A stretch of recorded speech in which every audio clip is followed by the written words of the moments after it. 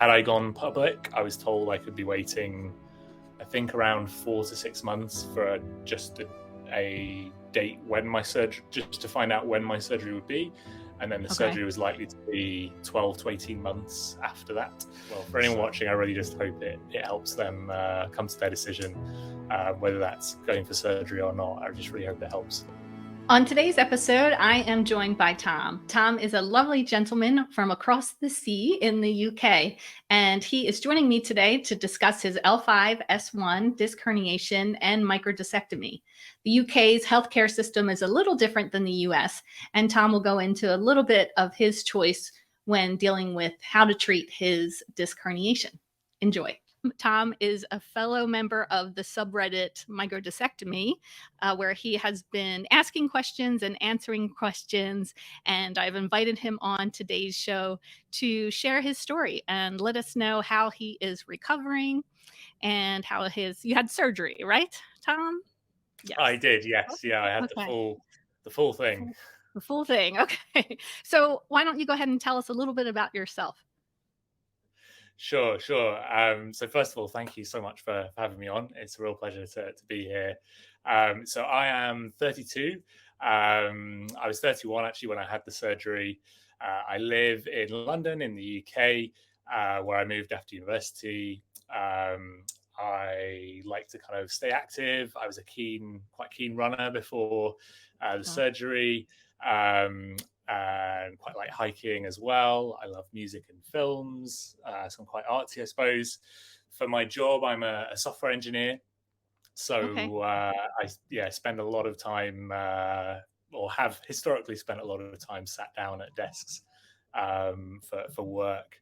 And I guess I'm fairly career focused, so I've had a few roles here in London where I've been working some long hours, and probably not looking after my spinal health as well as I could have been. So then how did you herniate? So I had like occasional experiences with just kind of slight back pain, I suppose, like really early on into my career, but they were never anything major. And then I basically, I was on a night out when I was about 25, and I fell on some stairs. I was a little bit drunk, so kind of partly on me.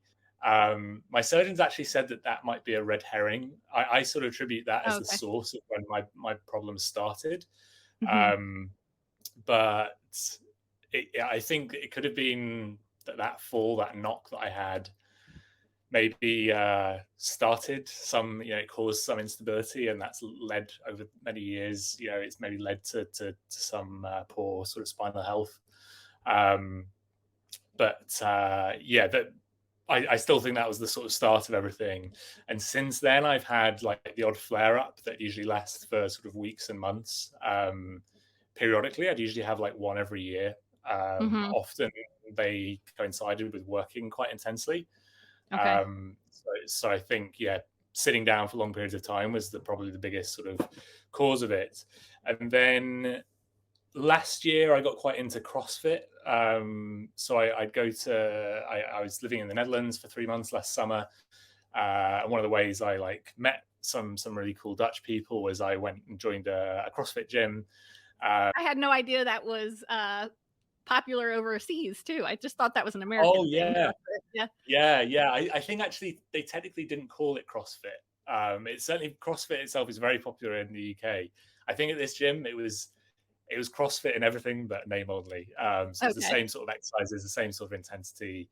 And it was actually great while I was in the Netherlands, and then when I came back, I basically wanted to carry on the same sort of routine. So I joined a gym local to me here in London, and basically after it was going well for a few weeks, and then I started noticing that actually the kind of flare-ups that I was going through, they were really starting to affect the exercises.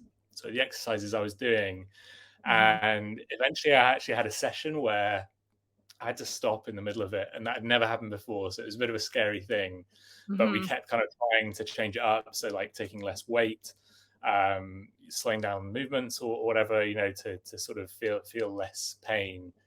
because most people say, "Oh, you've just got to strengthen the muscles around your back, and Right. and you'll get better." Whereas for me, that seemed to be starting to make it just worse, and it was a bit confusing.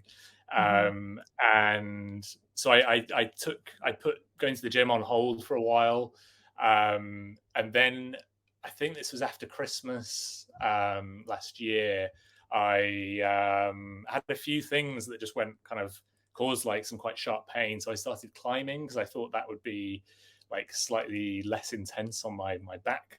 I'm not sure that's the case because of all the twisting, but anyway. And I remember like running for a bus in hiking boots on tarmac, like sprinting to catch it, and feeling I've something slipped there, something's gone, just that sort of feeling of something's not right. And then another day, I think I sneezed in bed.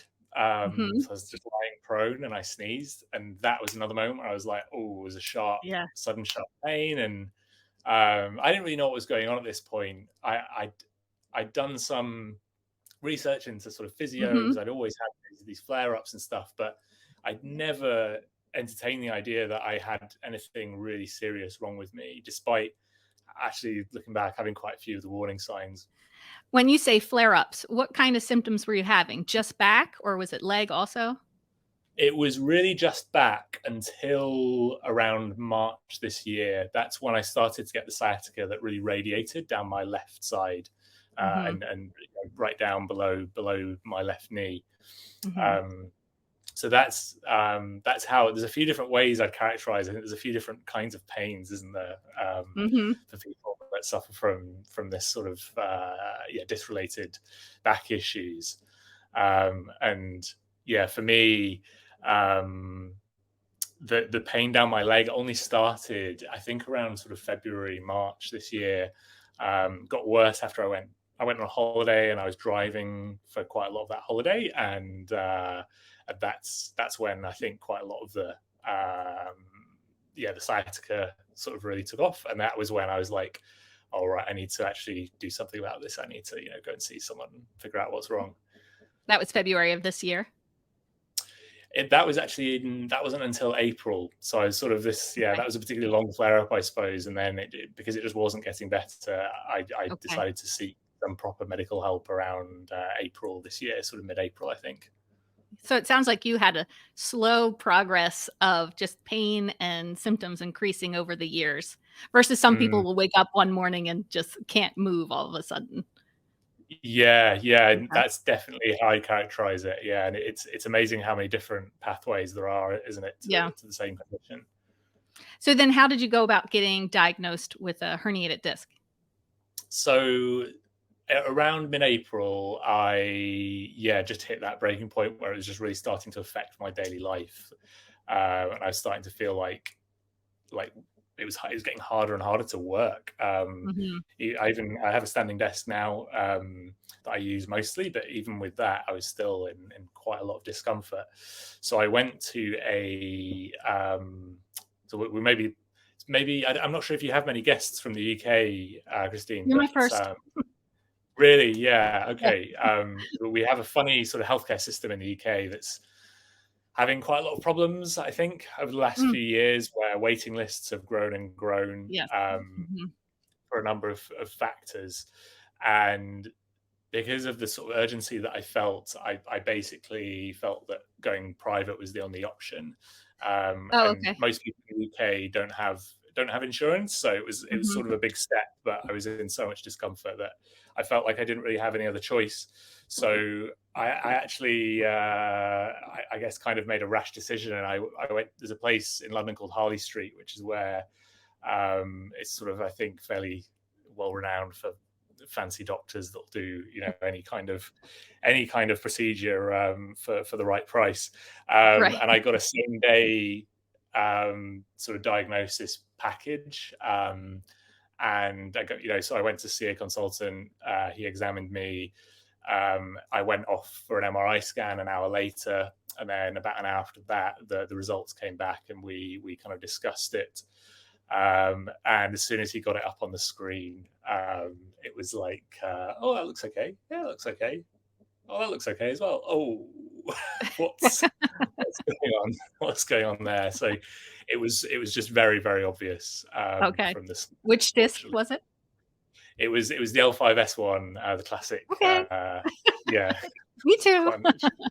Yeah. Do you happen to know how many millimeters you were herniated? I think it was about 12 millimeters. Ooh, okay. So it was a sort of substantial one. And the herniation, the way it presented, I don't know if you want to go into this detail, but Sure. I think it had really squashed one of the nerves that comes off my spinal cord and was putting a little bit of pressure on the sac that holds my spinal cord as well. Right. So it was quite substantial, but it was nowhere near sort of called a requiner or anything like that. So it wasn't sort of an emergency thing, but yeah, and it was more obviously. I think the decision of whether to get surgery or not is probably more, based on the discomfort that you're in and how restrictive that is on your activities. I suppose I understand that many people have like quite severe herniations but don't feel pain, so they just think, well, yeah, what's the point in trying to treat this for the time being or whatever. So yeah, so I was very much not that, unfortunately, but I was probably quite a severe one, I suppose, but not so much that I needed emergency surgery or anything like that. Okay. So then how long did it take from your diagnosis then to get the surgery? So I think the diagnosis was, as you say, mid-April, so about April 19th, I think. I went to see another surgeon for a second opinion. In the end, actually, I had a telephone consultation with a third who actually recommended I don't get the surgery, which was a bit of a shock. That's helpful, right? A bit of a sort of curveball in the whole process. Right. But the second surgeon I saw essentially said the same thing, that my most definitive chance of recovery is through surgery. So I was sort of kind of convinced, at that point. I was convinced quite early on, to be honest. I had when I told my parents, they were very, very concerned. So I had to have a lot of conversations with them about it to sort of reassure them and stuff. And that's essentially why I ended up seeing a third consultant. Right. But yeah, sorry, just to come back to your actual question, it was around April 19th, I think I saw my first surgeon, and then I made the decision to have surgery, I think, by very early May. I managed to get a date on the 26th of May, Friday the 26th, which is when I had my surgery this year, which was amazing. Had I gone public, I was told I could be waiting, I think, around 4 to 6 months for just a date when my surgery, just to find out when my surgery would be. And then the surgery was likely to be 12 to 18 months after that. So it was just really, given my condition, it didn't feel like a viable sort of option. So unfortunately, I had to go the private route, which was very expensive. But right. If you went public, would it have been free to you? It would have been completely free. Okay. We don't get that option here in the US. You have to pay for it all. Yeah, fair enough. You always have an excess at least, right? Yeah. Right. So you don't have a waiting list. I've seen people on the forums waiting 2 years in different countries just to get their free surgery. So I got my surgery pretty quickly, but I had to pay for it. But then I didn't miss 2 years of work pay, So I kind of feel like it's all weighing out your options. Exactly. Yeah, that's exactly the same sort of thought process I had, essentially. So how are you feeling right now? So I'm feeling pretty good. I'm where am I? I'm about 3.5 months, or a bit less than that, maybe, since my surgery. And definitely, I think it's fair to say I feel better than I probably had done in the sort of 6 or 7 years prior to surgery. Maybe I had some good times in my 20s where I didn't feel any restrictions, but in retrospect, for a very long time now, I've had quite restricted movement in my left leg, which has at least gone away to an extent. I'm putting down the lingering restriction just to age. I think at Yeah. this point, probably years of running and tight hamstrings that come from that. So yeah, overall, I feel really good. My pain is very minimal. I've had about 2 flare-ups since the surgery, which were the kind of sharp, sort of stingy pain on my sort of sciatic nerve in my lower back. Not really. I haven't felt anything down my leg since the surgery, really, except in the Good. sort of, I don't know, 72 hours after. I had some weird, one of the weird things was I had some sciatic pain in my around my right knee leg. just after the surgery. Yeah, but it went It's away. so common. It's so common. People Yeah, start getting pain on the opposite side. You see it yeah. all the time. It's so weird, but yeah, I'm so lucky. I just feel so lucky and so grateful to all the medical professionals that looked after me, because I think I'm a real success story, and obviously I'm very aware that for some people they don't get this kind of success, and also have to be aware that in the future, my condition might deteriorate. So I'm really just trying to take it easy and just make the most of this sort of period of my life where I am basically living pain-free, without overdoing it and causing myself, further injury. One of the most asked questions on the forum is, did I reherniate? And people will go on and tell their symptoms. Did you ever have a moment post-surgery where you thought, oh my goodness, I've reherniated? Yeah, definitely. I didn't actually have, so I live in a flat share in London. I can't afford my own place quite just yet. And because I had the surgery in London, I didn't have the opportunity to go and stay with any relatives because they live out quite far outside London. Okay. So I had to look after myself immediately after surgery, which some people don't recommend. And there were things like putting on socks, which I weirdly managed even in the 24 hours after surgery. Oh, okay. I had to sort of not bend my leg, I mean, just to be very clear, rather than my back, in a bit of a funny way. And I actually still do that. I never sort of bend straight down with my leg facing straight when I'm putting socks on. There's little changes like that, obviously. So there was a moment when I think I was actually lying down on my bed to put my socks on, which is generally a safer way, I think, to do it after you've had surgery, because you're not, there's no vertical pressure on your spine. And I remember feeling like, it's just something not feeling right. I also had a moment where I went swimming 3 weeks after surgery, and I went under the water to change lanes. So I lifted the kind of cable that separates the different lanes in the swimming pool over my head. So I bent to the side in a very awkward way. And I felt a really strong, sharp sensation. I was like, right, that's it. I've done it. Gotta just wait and see now. And I had quite a lot of struggles, I think, with that anxiety at the time. But actually, it didn't obviously do anything serious. I remember a physio telling me while I was still at the hospital that it is actually quite difficult. I don't know if for me it was any easier because my surgeon told me that my herniation was very fibrous. The material he removed was not particularly fresh, so maybe my disc had already hardened up to an extent. I have that kind of theory, but I'm probably reading too much into it.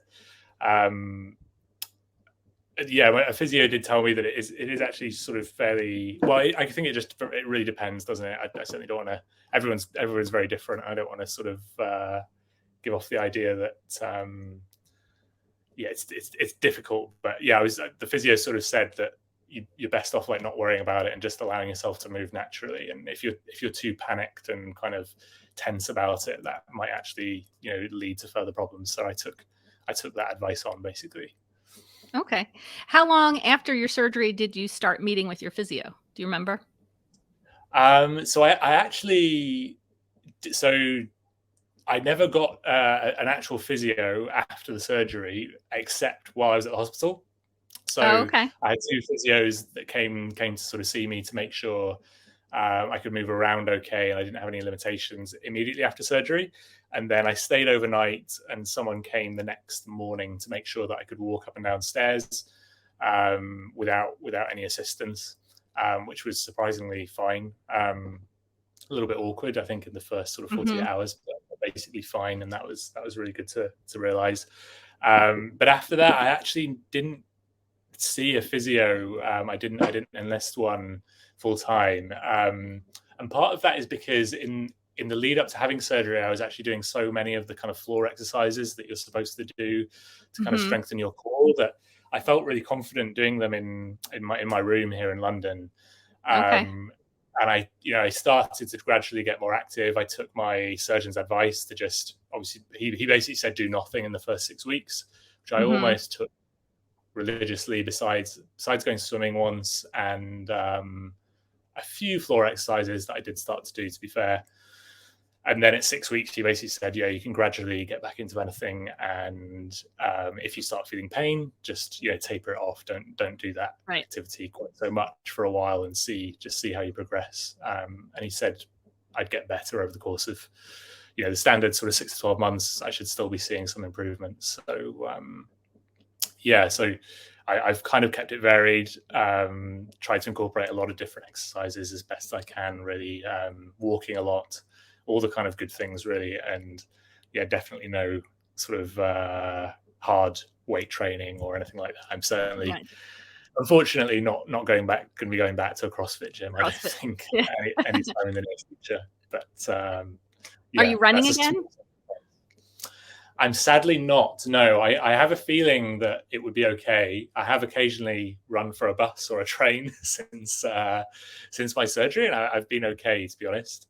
But I even played rounders with some friends recently, and that was okay. And I did a fair bit of sort of sprinting then, but I haven't been for like a run where I've tried to get a good time or been competitive, because I think that level of impact, regardless of my footwear, just might be a very bad idea. So I'm probably going to refrain from that in the future. I interviewed someone named Deborah, who is a runner, and her doctor told her from now on, when you're running, to strike midfoot, not the heel or the toe. Yeah. And I said, just for now or forever? And she said, forever. I was like, oh. Yeah. I heard someone was telling me about that recently as well. That you can. Someone was telling me about barefoot running or something, and if you kind of get used to just running on your toes, I guess, or on your the kind of ball of your foot. Is that the right place? It's not the heel, basically. Right. And apparently that is much better for you. So maybe I should try that. Yeah, I should probably experiment with different. Not on my advice. Yeah, fair enough. So do you have any advice that you would give to someone who's considering surgery? Yeah, sure. It's always a really tough question, isn't it? Because of how different everyone's condition is. Right. Based on where their herniation is or where their problems are in their back, and how that affects them in their day-to-day activities.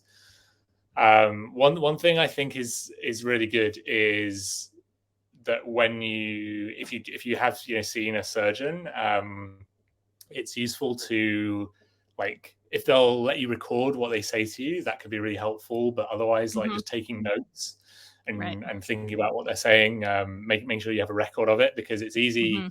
I find it's a little bit like, recently I've been going through the process of buying a flat, and you go in for 5 minutes and then you leave, and if you don't take pictures or remember what it's like, then you regret doing that, basically. And I think it's the same with this. It's a really important 10-15 minute consultation that we'll have with our surgeons around that time. And everything they say, for me, I'm that kind of person. I just like the detail. For me, everything that they said was just really, really important. So I'd say that's some good advice.